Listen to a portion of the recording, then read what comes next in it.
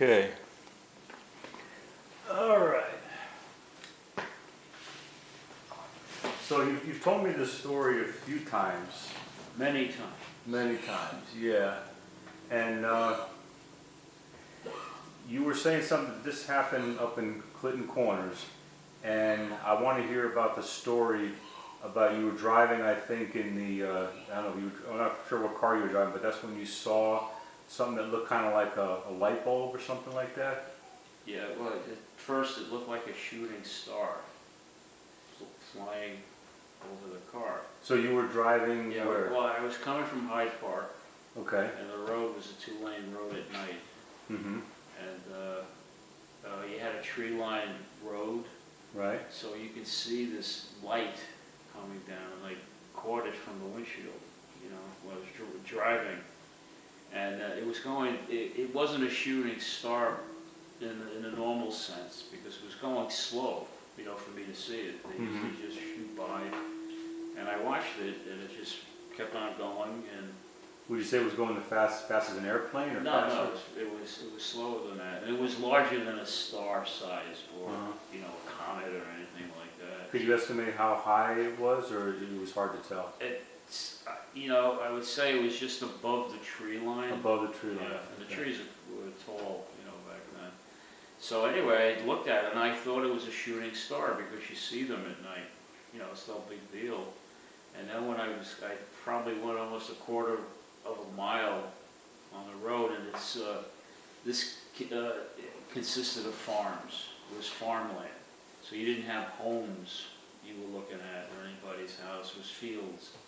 So when I went about a quarter of a mile down the road, all of a sudden I saw a light coming from the left side of the road, and I slowed down to look at it, and it was a light bulb shaped light, and it had And by this time it landed. it landed, and I slowed down and I was looking at it, and again I knew what was behind it. It was all fields, so there wasn't anything, I would But say. you didn't actually see it land. You No. followed it, and then where you expected it. Less than to a go. quarter of a mile, the light was there, and there shouldn't be a light there.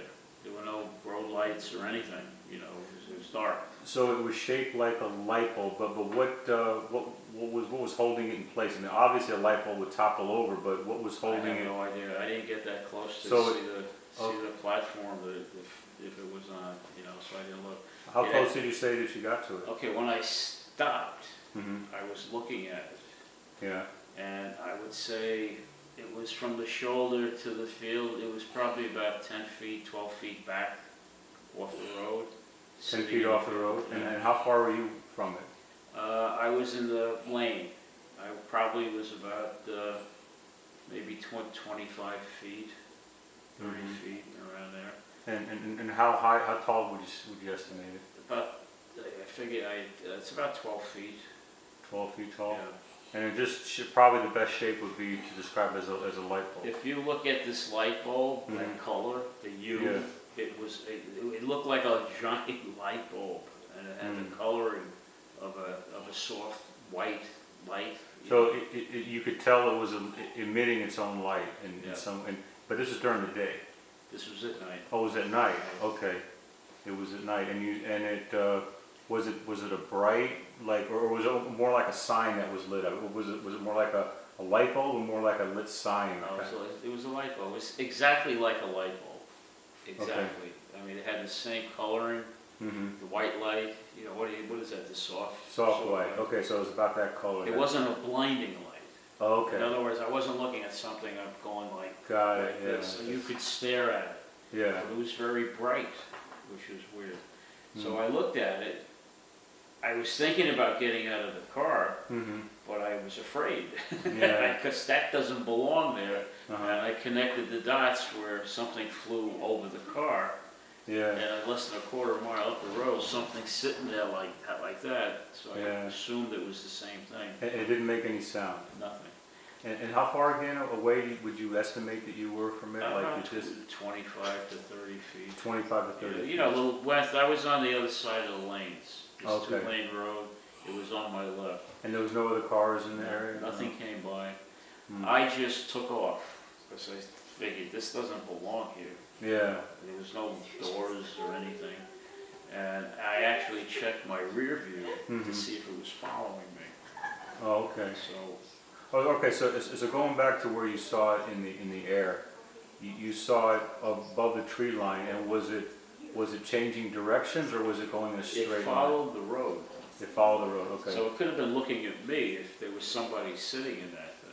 Because it followed the road, it just went ahead of me. It followed the road. Okay. And it landed on the left side of the road. So it looked like it was following the road. Hmm. So it wasn't going off the road into the field and coming back, you know, or anything. Okay. Now, later on, just to finish this, I didn't know what it was. And I was a few years, I think about 2 or 3 years went by, when I was working in Manhattan. I was working for Burt Rail at the time. That's where I originally got the job. So I went to Florida, came back, and I got this job. So for about 3 years or 4 years. Guy I worked with used to bring in a New York Times. And we used to, on our breaks, so we used to read it. And I was looking at the New York, and they had a section where the most common sightings of UFOs. They had 20 of them. And I happened to see it, and I said, oh, let me look. I wasn't thinking of the light bulb at the time.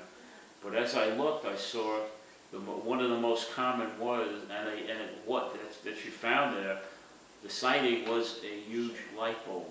Oh, okay. So I knew I wasn't so I was going to my friend there, I said, I saw this, I saw this. And he looked at me like, you know what I was talking about. Yeah, so a weather balloon obviously could not follow that path on the road. So people described it as a light bulb shaped UFO.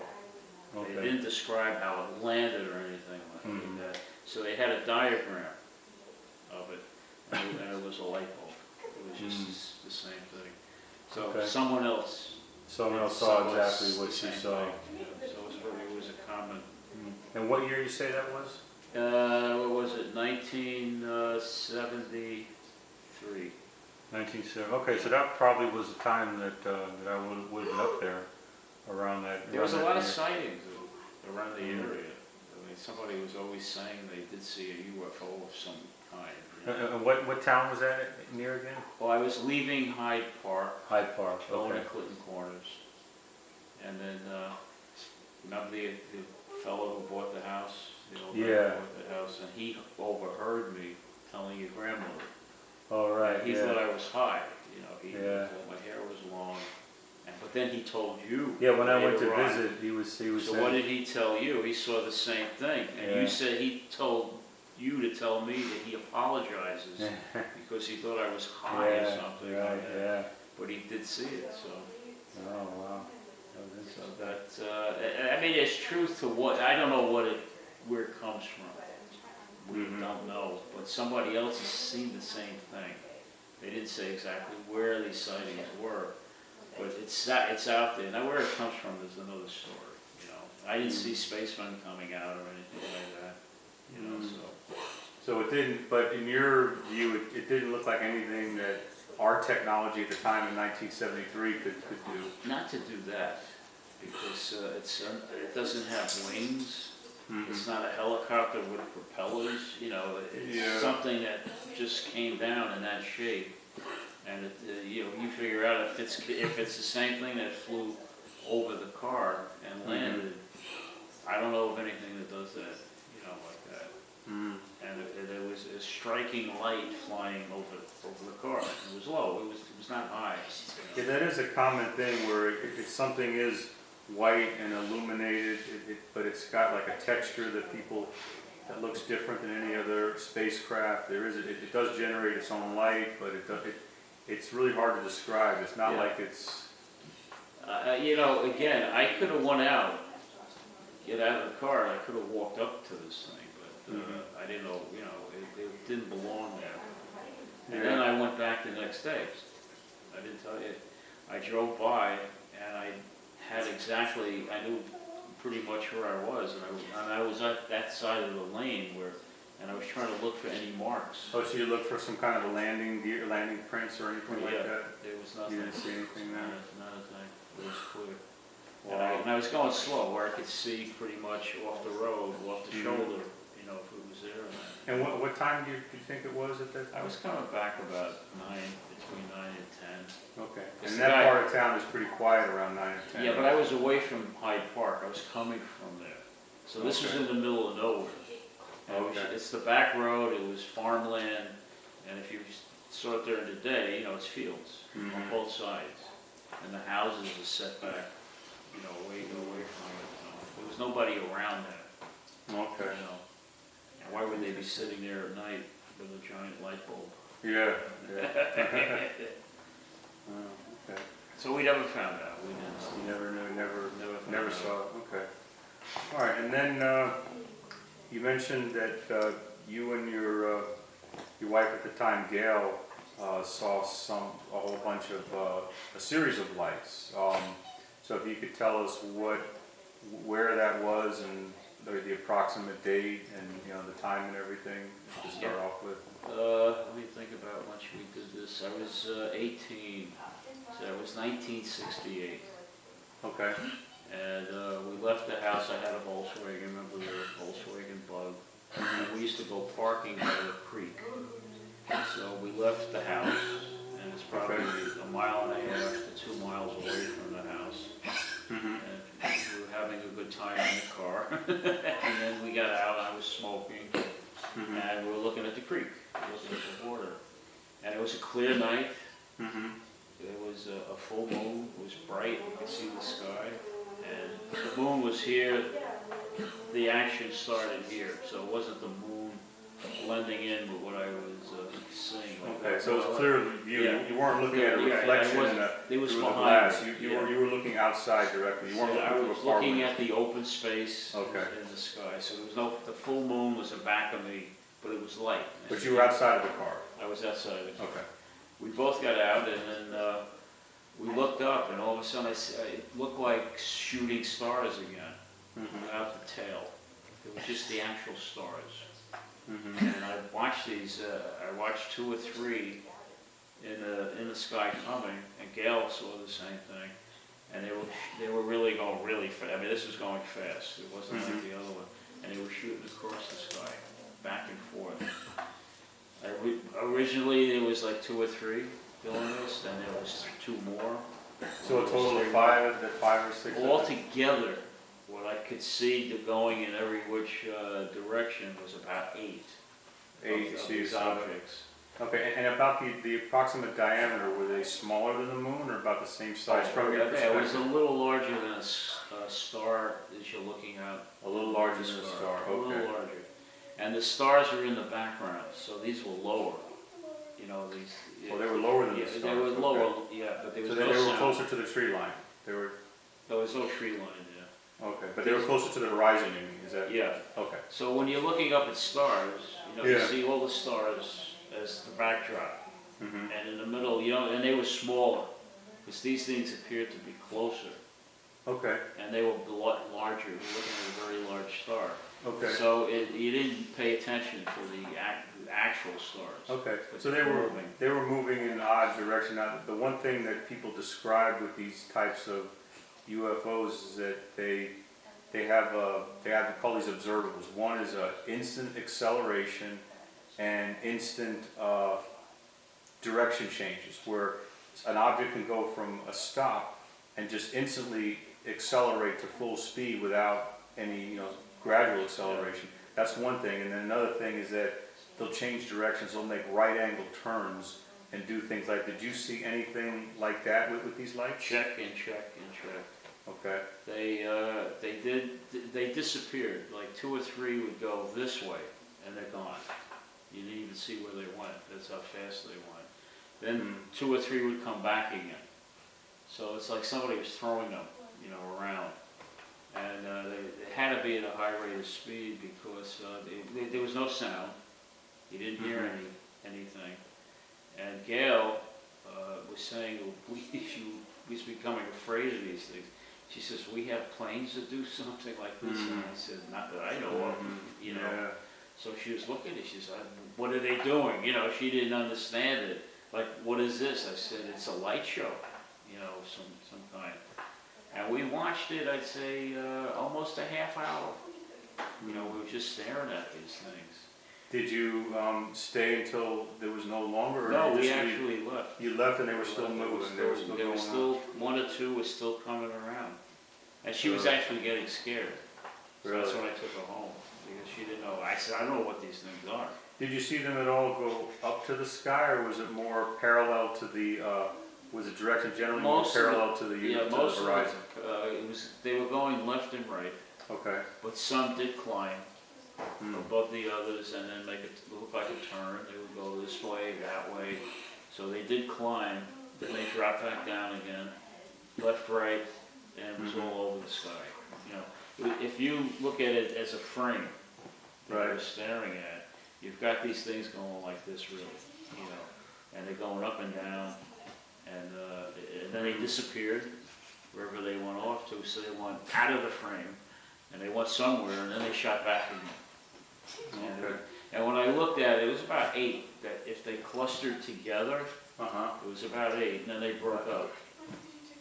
Wow. So I had no, you know, I checked the next day. I checked the news to see if so anybody else reported? I would think somebody would see this besides me.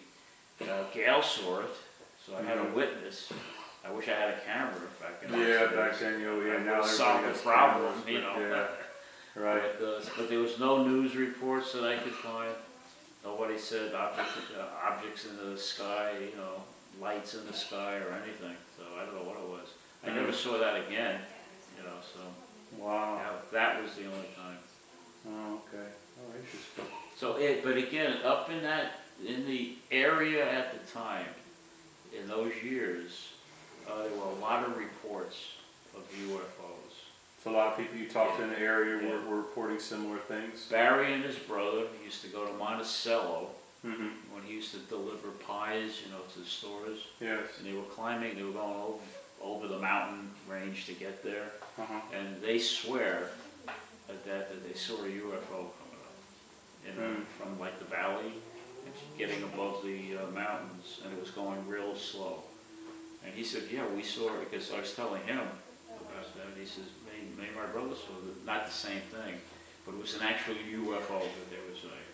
I didn't see that one. Well, yeah, I heard that area was pretty It was pretty hot. The It was Dutchess a hot County spot area, for that. that was, yeah. That was, they always had something in the news in those years. Really? Yeah. The 60s, there were a lot of that going on. So, you know, so it wasn't unusual to hear somebody say, I saw a UFO last night. Okay, so did I. You know, not that one, but I saw another one. You know? Yeah, it was very So it was a lot. Very strange. Oh, okay. All right, well, I'm going to pause this just to check to see how we're looking so far.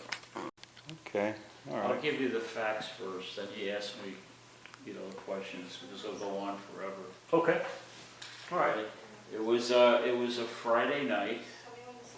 I would say very early fall, maybe September, the end of September. And we both got home from work. I picked up Gail. And you remember the house. How, you know, I mean, the living room was small, the kitchen was here. And I was reading a magazine, and I was on the other side of the room. And I had the radio on, and I was listening to the news and reading, you know, the magazine. Gail was cooking the family meal, and all of a sudden she starts to yell, and she said, stop that, stop that. And I go, stop what? You know, I said, what? You know, and she's going, you know what, stop doing that. And I didn't know what she was talking about. So I said, so I got up, and by that time she tied her apron back on. All right, I didn't pay any attention. I said, all right, whatever. And I went back, and I sat down, continued reading my magazine. About a couple of minutes later, she started screaming again. She said, will you stop doing this? And I go, what? I get up, and she was tying her apron in the back. And she looked at me, she says, you know, she says, my hands are wet, and I hate doing this when you, and she was accusing me of pulling it. Untying her apron. Untying the apron. As a joke. As a joke. Now, I always did that, because I was, I don't want to say the word, I don't want that. Every time I walked by, if she was washing up, I would be a little so-and-so, and I'd pull the apron as I walked by, and I'd piss her off. You know? Yeah. So she thought I was doing it. Then I said to her, how can I be sitting here? Right. I'm yelling, the minute you say it, I'm yelling from the other end of the room, what do you want? What are you talking about? How can I be there? And she just looked at me, she says, just stop, all right? Okay, so I sit down, I'm listening to the radio, I'm reading a magazine, all of a sudden she calls me, she says, okay, she has the pork chops done, whatever it was. So I get up, and I was turning the receiver. All I had was a receiver with 2 speakers on each side, and I turned it off, because we usually ate in the kitchen. And you know how you have the dials, they make a popping sound? Yeah. When you turn it over, you hear that pop. I did it, I turned it off a million times. So I turned it off and it went off. And the light went off, to see what channel you're on and all that. I go in, now Gail is mad at me, so she's not talking to me. Okay. And we're facing each other. Remember the way the bench, the table was? So we were facing, but we weren't speaking, we were eating. All of a sudden, we both heard the pop of something in the living room. And it sounded like, Someone changing the channel. Like somebody turned it on. The tuning it, right? Yeah, well, you turn the tuner, you're turning it on, to Yeah. the right. And when we heard it, we both looked up at each other. And we both turned.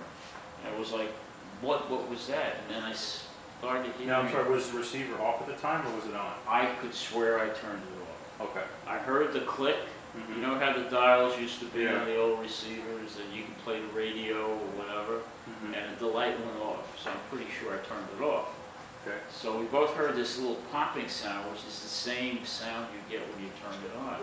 And then when I heard popping, I heard voices coming from there, very low. Voices from the speakers? From the living room. Oh, so you're not sure if it was from the speakers or just from the living room? So I got up and I checked the receiver, and it was on, and the voices were coming from the receiver, because when it clicked on, it didn't. You have to turn it more in order to get the volume up. So the dial to turn it on was the same as the volume. You want this, you keep on turning it until you turn it back, you get it lower, until you click it off. And we don't know, and I checked it, and it worked. So I turned it off again. I said, maybe I didn't turn it all the way off, but I could swear that I did. So that was the whole thing. So that wasn't that much of an issue, at the time. So you had the 2 things going on in there. Okay, we eat the family meal. I wasn't the type to wash up, because that was a womanly thing, and I did only the manly stuff, I go back into the living room. Teddy was there, and I turned TV on. Okay, so the TV's playing, and I sat. You remember where the bathroom? We had the 1 step from the living room. You step up, and then you go straight ahead. You had the bathroom. Right. And to the left was my room, our room. So you had the bedroom. So, and then you have an arch, and you have this side and this side's wall. We have walls on both sides when you walk into the arch. And there's things hanging on the walls, and whatever. So I had a pillow. I was laying on the step. I had a pillow behind. I had the pillow behind me so I don't hit the edge of the step. Teddy was to the right of me. He was laying down. The TV was straight ahead, facing the old house by that wall. Okay. And she's washing up. Gail was washing up. And from the sound of it, imagine somebody with a sledgehammer. On the other side of the arch, where there's that wall where Teddy was, it sounded like somebody swung a sledgehammer and hit the wall. I jumped up. Teddy jumped up. He turns around. He starts barking at the wall. I don't know what's going on. Gail screams, "What the hell did you do? What did you break?" And I said, "I don't know what happened." And I expected, when I looked behind the arch at the wall, I expected to see a giant hole. Yeah. From something hitting it. Yeah. And not even a picture dropped from the wall. Really? Nothing was moved. It was just that sound that something was, hit. she comes running in, she says, what did you do? And Teddy didn't stop, he was barking, like there was something. He's looking right up at the wall where it came from on his side. And he's looking at the spot where it would be if it came through. And I said, I don't know what it was. And I said, so I went outside, got a flashlight, you know, the house wasn't that high. And I thought we had a tree that was behind it. And I thought a branch broke off of the tree and hit the roof. And I thought it was coming from the roof. So, you could see with a flashlight if anything fell. And I saw the tree and I didn't see anything laying down. Anyway, to fast forward on that piece, the next day I did go up on the roof and everything was fine. I went in the attic, no 2x4s broke. And I went right in above the spot where it was and I didn't find it. So fast forward back. So now I don't know what it is. I tell her. She says, she's saying to me, I better stop doing this because you're scaring me. This is what she told me. I was scaring her. I said, I'm not doing this. How can I make that noise? Right, yeah. You got to bang on something, All right, so we watch TV, ready to go to bed, brush my teeth, do this. Gail goes into bed first, and where that wall was, there was a lamp. And after I came out of the bathroom, I shut the light in the bathroom, and before I went into the room, I turned, it's a flat like a switch. You turn it to the left or the right. Turn it to the left, it goes off, right, it comes on, whatever. And I know I turned it off because when I turned back in, I couldn't see in the room. Up there it was pitch black. Yeah. So I know where my side, my side was on that side. Gail always slept on the other side, just because I did come in last. What the heck? So anyway, I went in, I laid down, I was facing Gail, and all of a sudden she says, wake up. I said, what do you mean wake up? She says, well, you didn't turn the light off. I turned around and the light was on again. So I went in, and again, this is right behind where the noise came from. So it was attracted to this little spot. I went back, I switched it this way, it worked, it turned on, it turned off. Really? And I said, I know I turned it off because I couldn't see. If I could see, then I knew it was on, if I go back again. So then she said the same thing, you better stop this. I said, if you do this one more time, I'm going to go to my mother's, and I won't stay here. I said, I'm not doing this, All right, nothing happened the rest of the night. The next day, I get up and I look and I don't see anything in the attic. I checked the roof and all this thing. So what happened? So we went out during the day. We came back at night. I'm trying to think of anything. I can't remember now if anything happened that night. No. So nothing happened. This would be the Saturday night. And Sunday, we went out. There's something else, and I can't remember what it was that happened. We got back that night. I can't remember. If I remember it, I'll tell you. So anyway, Saturday night, nothing happened. And then on Sunday, we went out. Nothing happened in the morning. And we came back because we had to work the next day. And it was about 4 o'clock.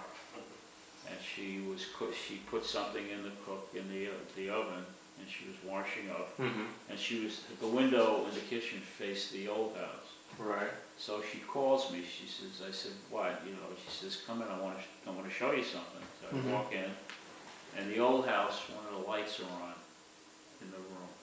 Oh, okay. That was one of the rooms in there. And she said, you left the light on when you went in there. I said, well, I got a problem with that because I didn't go in there today. And I don't know how the light came on. So she looked at me and I said, well, I'll go check it out. And I actually thought somebody broke in. Yeah, sure. So I take the shotgun, put 2 shells in it because I don't know what I was going to find. Teddy was dragged out. I said, you coming with me? So I dragged him. And before I went in, I checked the door, the lock, nothing broke, it was nothing forced. No sign of entry, forced entry. So I went from one window to the next to see if anybody unlatched the screens. Remember I was telling you about the screens? Because they would have to unlatch them to get to the window. Remember those windows were thick, you know, they were far away from the wall. I went all the way around the house. All the screens were attached, no broken glass. I came to the front of the house. Remember where the den was? You had windows on the sides. I checked those. Okay, so I couldn't find the key. I didn't know where I put the key for the old house. So I had to go in back and, to find it. So I found the key, opened up the door, looked inside, everything looked fine. We went into the room, and the switch was on. It was pushed up. Okay. So it wasn't a short. I was looking for a short. Yeah, right, short, right. That's turned the light on for some reason. But the actual switch was up. It was on. So I grabbed the switch. I went up and down, up and down. The switch worked. I looked for anything, signs of rats, because I know they can walk up walls and maybe a rat. I didn't see any signs of any droppings, or anything there. So I didn't know what it was. And that was the end of it. So between the incident with the apron, the loud noise, and the light, what time span? Would that have been the same few weeks, or? No, that happened.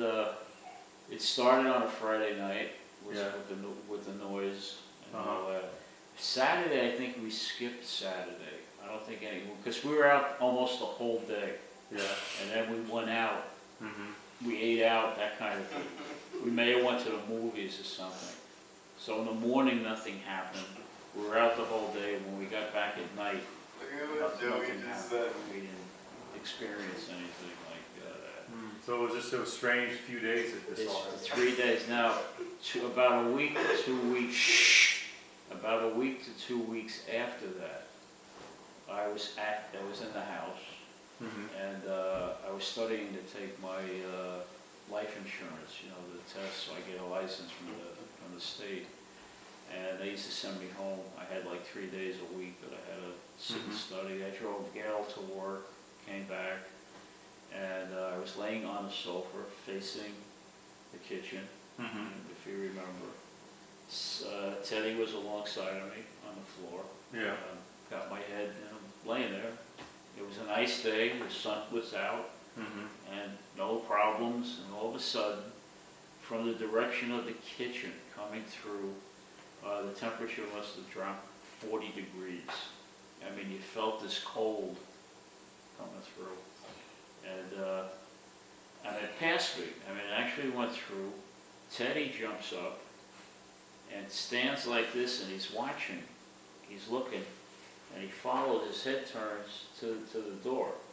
As the coldness passed, he was looking at something, and he freaked out. His tail went between his legs, and he ran in the bedroom, and he went under the bed. He wouldn't come out. Now you said that all the windows were shut at this time? Yeah. Then I got up. The window in the kitchen was facing me. Yeah. So I went up. I went in the kitchen. It was where the table was, and I pulled the curtain to see if the window was open. Right. I said maybe Gail opened it up. And so the kitchen, so there was no open windows and no open doors. There was the curtains didn't move when it happened. The curtains didn't move when it happened. Then I checked all the other, the windows on the side. And the attic wasn't, you didn't have an attic access? It wasn't connected to the... So I went out, I checked to see if we were getting a sudden storm or wind. Yeah. It was like a spring day that day. It was actually warm, the sun was out. So what would you estimate the temperature before this happened in the house? We didn't even have the heat on. I mean, the heating wasn't on because so it was probably like in the 60s or 70s? 70. Okay, so you think it was about around 70. And it was then cold. How cold was the draft? Oh, I mean, it was like it got cold. Like it dropped from 70 to 40, in a second. I mean, we're not talking slowly. This was just like an ice cube passing like a huge draft, like a draft. Teddy felt it. He jumped up. He felt it, and then he was watching it as it was coming through. And how long did it take to go through? I would say 1, 2, 3, maybe 5 seconds worth. 5 seconds, and then it got warmer. It got the same temperature. Then it passed, and then it stopped. And then it was back to the typical room temperature. Yeah. Wow. Think of it, an ice cube, maybe 8 feet long, going through. and whatever time it would take to get through, and it was like a huge ice cube. But you didn't So see the temperature changed, the dog was following with his eyes, basically. He was- is the impression you got. it. As I felt it, Teddy jumped up when he felt it, which we both felt it at the same time. And as I was feeling it, his head was turning around and watching it pass through, going towards the front of the house. And this, and the timing of this from the other incidents, was this totally separate? Was it a year later, or was it the It same? was about a week and a half A week and a half later. later, So all these incidents happened within that time. within that short time, okay. And nothing strange like those incidents happened before or after, it was just during that? Just that time. Wow. I mean, it was strange that when it happened, and then with this, Gail didn't know about that. I never even told her about that because she was already freaked with everything else. You didn't tell her about it? I didn't tell her about that. I didn't want to add to it. Yeah. I'm trying to think something else happened. I can't remember that. I'm sure I can't remember. It wasn't that huge of a thing, but something else happened. And I think it was within the first weekend when it happened. Oh, okay. So it was, I don't know, I didn't see ghosts.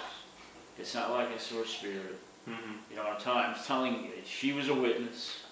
Again, she was there. So you have witnesses and it's just strange things that you just Yeah. can't explain. And she didn't see a ghost. There was no such things as that. It was just the noises, and all that crap. And it happened just at that time, and then it stopped. And that's when my cousin, at the time, later on, the one who was into ghosts and all that, and I told him the story, and he said, it sounds like you had poltergeists. And I said, That's right. and I said, what a poltergeist. Back then, in 1970, whatever, 72, this happened, you never heard of it. And he explained it. He says, they're not, this is a spirit that's not confined to your home. They move, they're mobile. And they can go from your house to somebody else's house. And I said, well, maybe they did leave. He thought the light coming on was a relative that he claimed was in the house. And the light meant it was over. It's clear, but it wasn't clear because then I felt this cold. The cold, okay, so the light, and the last thing was the draft that went through the house. That freaked me out more. I mean, the noise was one thing, but feeling this for no reason. Now, grandfather built these walls. They were like 3 foot thick. Yeah. So it's not like he got a draft. When we had the heating on, we had storms. It was freezing. The windows would sweat. Yeah. Because it was so solid. Right. Yeah. So it didn't make any sense to me where something was. And actually, I looked. It was a small house. So I always looked around. Yeah, to it see wasn't if that they- big of a wow. Huh. So Interesting. it was, and then the day I left, say another year went by, and I was leaving. And that was the last time I was ready to put the key in the mailbox and all that. These feelings, I was thinking how upset I was that I had to leave the place. Yeah. And then I just got this funny feeling like something was telling me to leave. I was telling you to get out. Yeah, I freaked out, a little bit. I said, whoa, you get a feeling. Yeah, because I remember you said you didn't want to leave. You really wanted Yeah, I to wanted love to that stay, place, yeah. but then something was telling you that it's To probably get better. out. And that prompted me to get in the car. I drove down the hill, put the keys in the mailbox, and I was checking my rear view to see if he was following me because Wow. it's just a feeling, Without words, you get this feeling to go away, Yeah. And, Huh. and even when I went back, I was actually at, we went a couple of years, 3 years, I took a ride up there, and nobody was there, and I went up the hill, but I was kind of looking around because I didn't know if anything was going to happen. Then it became a strange place to me, for me to go to. Wow. Well, that's a very interesting story. Those are the 3 stories. Yeah. up No. there. Thank you for that. We have it documented, and So I'll put it years together. from now, And we can. we got some kind of a family archive of this kind of Yeah. stuff that we can keep and. And don't forget the person who bought the house. saw the. Yes, the person that bought the house first thought you were I was crazy, but then they started seeing the and same he thing. told you that. Yeah. And he apologized. Yeah, I started seeing the same things. Yeah, yeah, that's. So I wasn't the only one who saw these things. Yeah, well, yeah, Gail saw them. You said Barry, your friend Barry saw similar things, and I think that the way you described Dutchess County, I think was a hot spot for this kind of a stuff. It went on for a long time. Mm. I'd say the 60s, the 1960s. It was probably the decade had this. Wow. There were stories about people selling houses because of this kind of thing. So. Yeah. Oh, very interesting. All right. Okay. Very interesting. Thank you for that. That's. So how much?